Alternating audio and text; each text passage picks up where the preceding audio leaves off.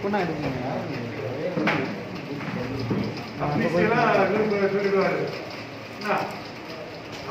நிருபருக்கு அபிஷியலா ஒரு சொல்லிடுவாரு சொல்லிட்டீங்களா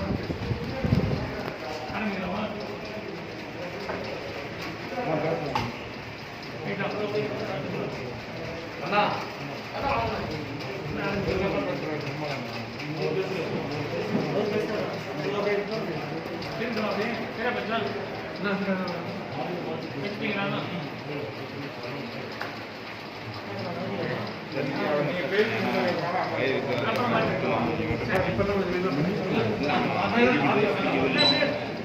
தமிழ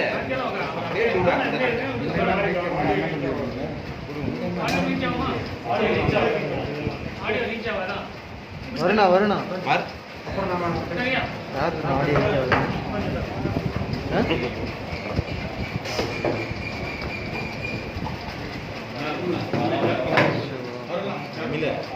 ஒழுங்கா திருப்பி ஓகேவா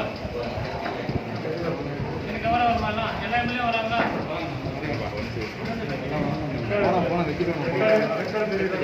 இல்லையா இப்பதான்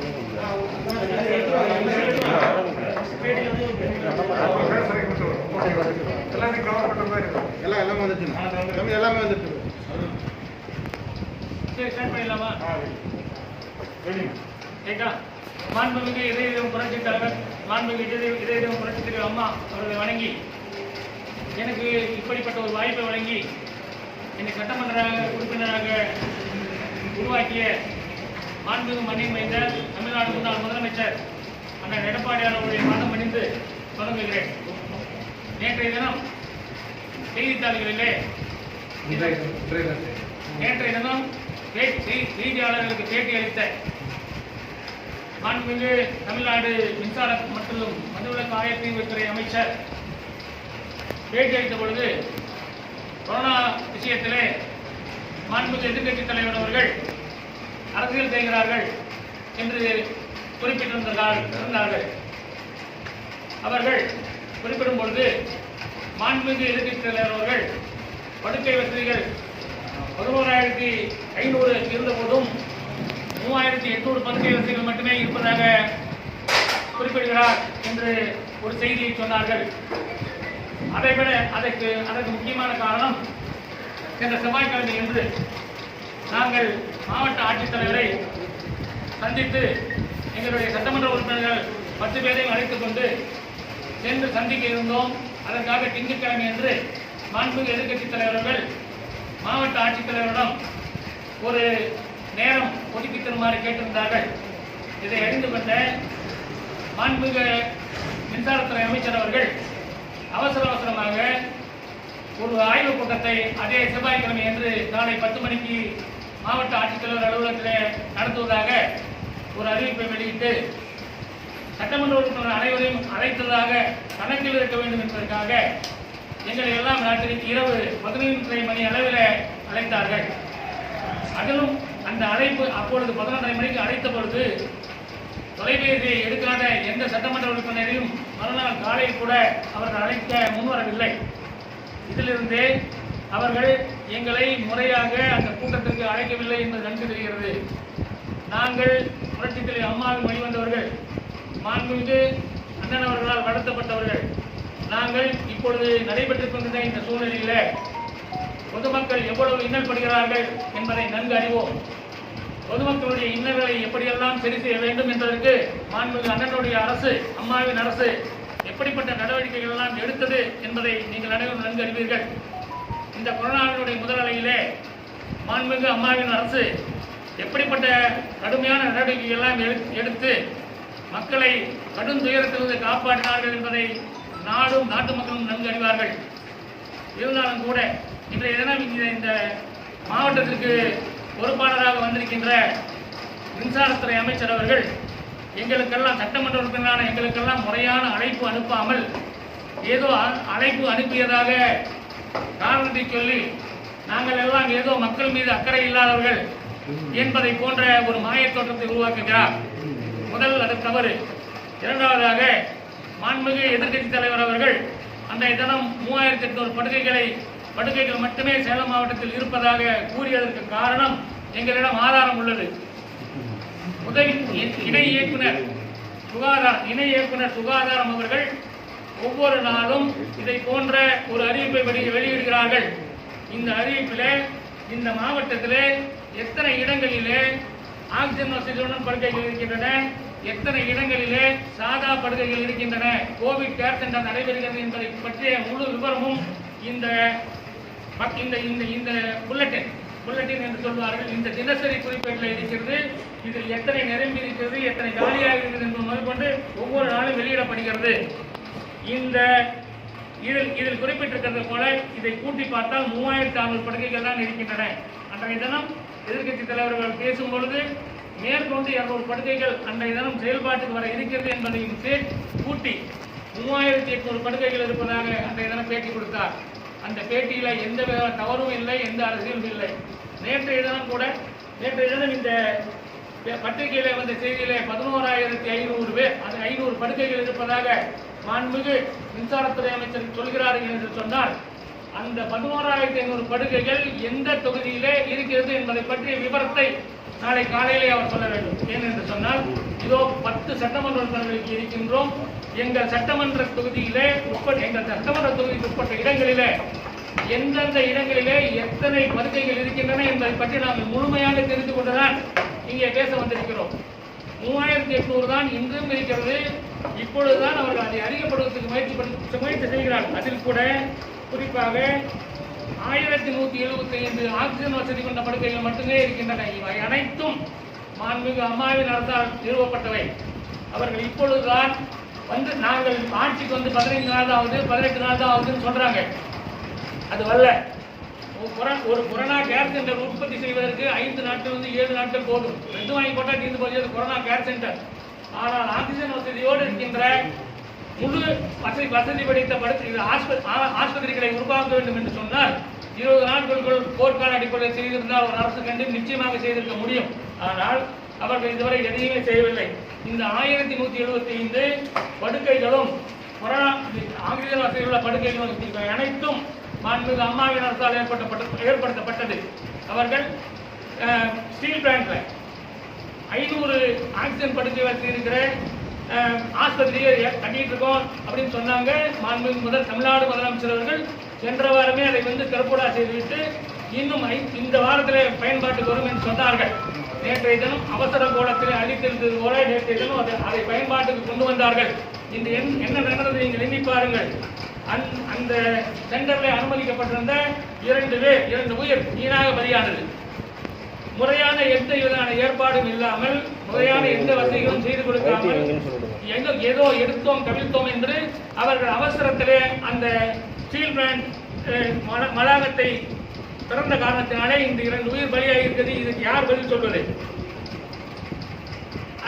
அடுத்ததாக மாண்புமிகு அமைச்சர் அவர்கள் தன்னுடைய பேட்டியிலே கூறுகிறார்கள், சேலம் மாவட்டத்திற்கு 27 KL ஆக்சிஜன் கொடுக்கிறோம் என்று சொல்லி இருக்கிறார்கள். இன்றைய தினம் கூட சேலம் அரசு மருத்துவமனைக்கு 12 KL ஆக்சிஜன் தான் வந்து கொண்டிருக்கிறது. இன்னைக்கு நிலைமை அர்த்தம். சரி, 12 அங்க வருது, 27 அமைச்சர் சொல்றாரு, மிச்சம் 15 எங்க போகுது? 27 KL ஆக்சிஜன் வருகிறது என்று சொல்வது முற்றிலும் தவறான ஒரு செய்தி. அதை விட முக்கியமாக இறப்பு எண்ணிக்கை இன்றைய தினம் பத்திரிகையில வந்திருக்கிறது. நேற்றைய தினம் இறந்தவர்களுடைய மொத்த எண்ணிக்கை 23 என்று. ஆனால் நாம் அனைவரும் பார்க்கிறோம், நன்கு தெரியும். நமக்கு சேலம் மாநகராட்சியில் இருக்கின்ற 3 எரியூட்டு மைதானங்களிலும் எத்தனை ஆம்புலன்ஸ்கள் வெளியில் இருக்கின்றன என்று நேற்றைய தினம் கூட நாங்கள் உங்களுக்கு ஆதாரம் தருகிறோம். நேற்றைய தினம் கூட அந்த 3 எரியூட்டு மையங்களில் மட்டும் எடுக்கப்பட்டவை ஒரு மைதானத்தில் 26, இன்னொரு 23, இன்னொரு 16. இதுக்கு ஒன்றான ஆதாரம் இருக்குது, நாங்கள் அங்கிருந்து எடுத்துக்கிறோம். இது சேலம் மாநகராட்சியில் மட்டும். அவர் அமைச்சர் சொல்வது சேலம் மாவட்டம் முழுவதும் 23. ஆனால் சேலம் மாநகராட்சியில் மட்டுமே ஒரு இடத்துல 26, இன்னொரு இடத்துல 23, இன்னொரு இடத்துல 16.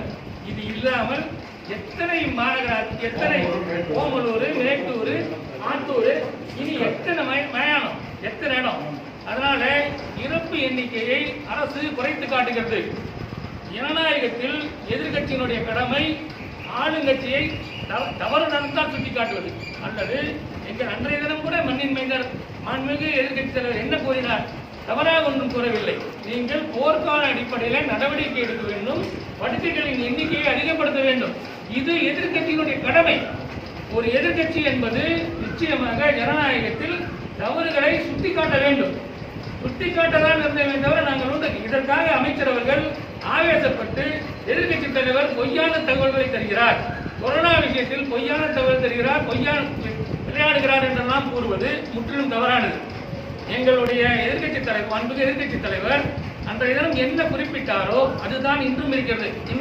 இன்றைய தினம் காலையிலிருந்து நானும் சரி, மற்ற சட்டமன்ற உறுப்பினர்களும் சரி, இன்றைய நிலைமை என்ன, இன்றைய தினம் எத்தனை படுகைகள் இருக்கின்றன? 11,500 படுகைகள் என்று மாண்புமிகு அமைச்சர் சொன்னாரே, அது சரியா என்று இடி எழுத்தவர்களையும் முதலில் மாண்புமிகு மாவட்ட ஆட்சித்தலைவர்களை கேட்டோம். அவர் தெளிவாக சொன்னார், இது என்னுடைய சமாச்சாரம், என்னுடைய வேலை இல்லை, நீங்க இணை இயக்குனர் சுகாதாரத்தை கேளுங்க அப்படின்னு கேட்டு சொன்னார். உண்மை, உண்மை. இணை இயக்குனர் அவர் தான் வந்து இதை கொடுத்த டெப்டி டைரக்டர் ஹெல்த் தான் இந்த புல்லட்டின் ரிலீஸ் பண்றாரு. ஏன்னா அவர் தான் எல்லாத்தையும் கண்ட்ரோல் பண்றாரு. அவரை காலையிலிருந்து முதலில் தொடர்பு கொண்ட போது பேசினார். அதற்கப்புறம் அவர் என்கிட்ட பேசவே மாட்டேங்கிறார். சரி, நான் என்கிட்ட தான் பேசுறேன்னு எங்க அண்ணன் எதிர்க்கட்சி தலைவரும் கூட்டு பார்த்தாரு. அவர் போனுக்கு ரெஸ்பான்ஸ் இல்லை, அவர் மெசேஜும் போட்டு பார்த்தார், அதுக்கு ரெஸ்பான்ஸ் இல்லை. தயவு செய்து இப்பொழுது இந்த மாவட்டத்துக்கு பொறுப்பேற்ற அமைச்சர் இந்த 11,700 படுக்கைகளோ 11,500 படுக்கையோ எங்க இருக்குதுன்னு தயவு செஞ்சு காட்ட சொல்லுங்க. இதெல்லாம் கூட முக்கியம், ஹைலைட். சரி, 11,500 படுக்கை இருக்குது, அவர் சொல்ற மாதிரி வச்சுக்குவோம். 6,800 பேர் இப்ப இன்னைக்கு உள்நோயாளிகளா இருக்காங்க அப்படின்னு சொல்றாரு. அதையும் சொல்றாரு. 11,500 படுக்கை இருக்குது, 6,800 பேர் தான் ட்ரீட்மெண்ட் இருக்காங்க. அப்படின்னா ஜிஹெச் ஹாஸ்பிட்டல் யாரும் நிற்க கூடாதுல்ல? நம்ம கிட்ட 11,000 இருக்குது இல்ல, ஒரு 7,000 பேர் தானே, 6,000 பேர் 7,000 பேர் தான் ஹாஸ்பிட்டல் இருக்கான். இன்னும் மிச்சம் இவ்வளவு பெற்று இருக்குது. இன்னைக்கு காலையில் நிலைமை என்ன நீங்களாம் பாத்தீங்கல்ல? இப்ப கூட இன்னைக்கு என் வார்த்தைக்கு போனவங்க காலையில போனவங்க இந்த நிமிஷம் வரைக்கும் அவங்களுக்கு வந்து பெட்டு கிடைக்கல. அதுவும் குறிப்பா ஆக்சிஜன் பெட் கிடைக்கவே இல்லை, ஆக்சிஜன் பெட் இல்லவே இல்லை. சரி, நேற்று முன்தினம் அமைச்சர் 0 வெயிட்டிங் ஹால் ஒன்று போட்டுக்கிறோம், வந்த உடனே பேஷண்ட் என்ன கண்டிஷன்ல வந்தாலும் உடனடியா உள்ள அட்மிட் பண்ணுவோம்னு சொன்னாங்க. அதுவும் வாய்வு தான். இவை அனைத்துமே வெறும் செயல்பாட்டுக்கு வரல, வெறும் பேப்பர்ல தான் இருக்கு. இதைத்தான் எங்கள் எதிர்க்கட்சி தலைவர்கள் குறிப்பிட்டு கூறினாரே தவிர இதில் நாங்கள் அரசியல் செய்ய வேண்டும் என்று எங்கள் எதிர்க்கட்சி தலைவருக்கு அவசியம் இல்லை என்பதை மட்டும் இந்த நேரத்திலே தெரிவித்து, மக்களுக்கு இந்த உண்மையை நீங்கள் புரிய வைக்க வேண்டும் என்பதற்காகத்தான் உங்களை அழைத்திருக்கிறோம் என்பதை தெரிவித்து, அவர் கூறிய அனைத்தும் தப்பு.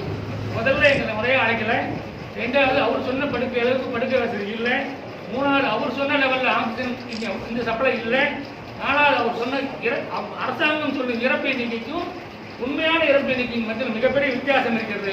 இதுதான் இன்றைய நிலைமை என்று கூறி நல்லதொரு வாய்ப்பு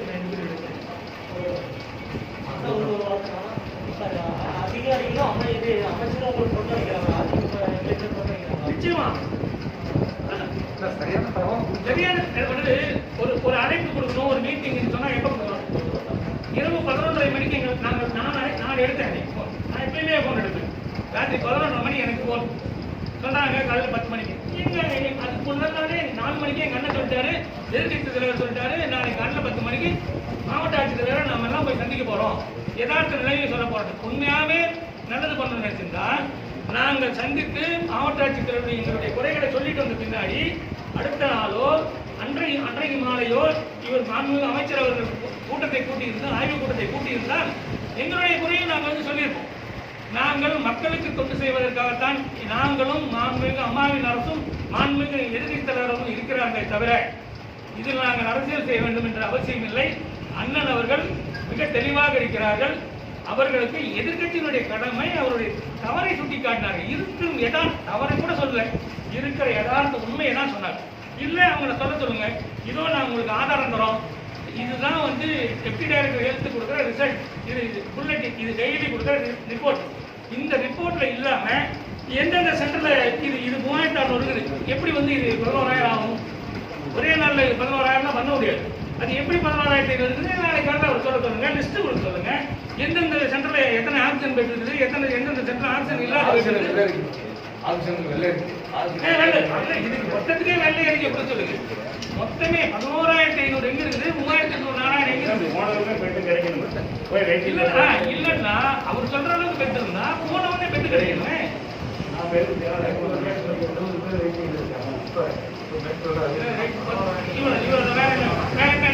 சந்தேகம் இருக்கு. கொரோனா பேஷண்ட்க்கு அட்மிட் பண்றாங்க. அட்மிட் பெட்டுக்கு வந்து காசு வாங்குறாங்க. உள்ள 10,000 ரூபாய் 5,000 ரூபாய் காசு வாங்குறாங்க. இது எனக்கு தெரியாது. தெரியாத தகவலை சொல்ல முடியாது. நாங்க சொன்னது அத்தனை வந்து உண்மையான தகவல். நாங்க கேட்கறது உண்மைக்கும் பொய்